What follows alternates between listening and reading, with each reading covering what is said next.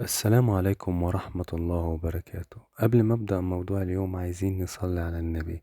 اللهم صل وسلم وبارك على نبينا محمد وسلم تسليما كثيرا. موضوع اليوم فوائد الصلاة على النبي. إيه هي فوائد الصلاة على النبي؟ أول حاجة الشفاعة يوم القيامة.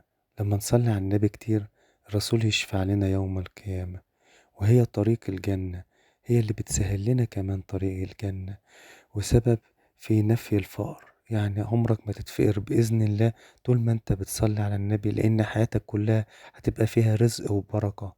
سبب لقضاء الحوائج، لو عندك أي حاجة عايز تقضيها من حوائج، سبحان الله الصلاة على النبي تسهل لك كل حوائجك وتتقضى بإذن الله. سبب لغفران ذنوبك، ربنا كمان يغفر ذنوبك لما تصلي كتير على النبي.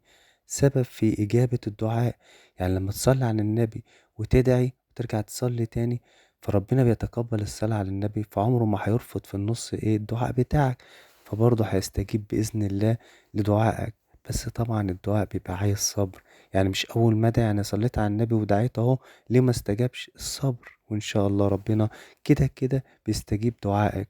باذن الله بيستجيب دعائك، والدليل على كده في القرآن: ادعوني استجب لكم. يعني ربنا قال لك ادعي وامرك بالدعاء، وقال باذن الله الاستجابة، فان شاء الله ربنا يتقبل دعائنا. ومن فوائد الصلاة على النبي يمحى عنه 10 سيئات، يعني بينزل لك كمان من السيئات 10 ويكتب له 10 حسنات. يعني لما تصلي على النبي ينزل 10 سيئات وتاخد كمان 10 حسنات، وامتثال لأمر الله، لأن ربنا أمرنا بالصلاة على النبي في قرآنه في سورة الأحزاب: بسم الله الرحمن الرحيم، إن الله وملائكته يصلون على النبي يا أيها الذين آمنوا صلوا عليه وسلموا تسليما. اللهم صل وسلم وبارك على نبينا محمد وسلم تسليما كثيرا.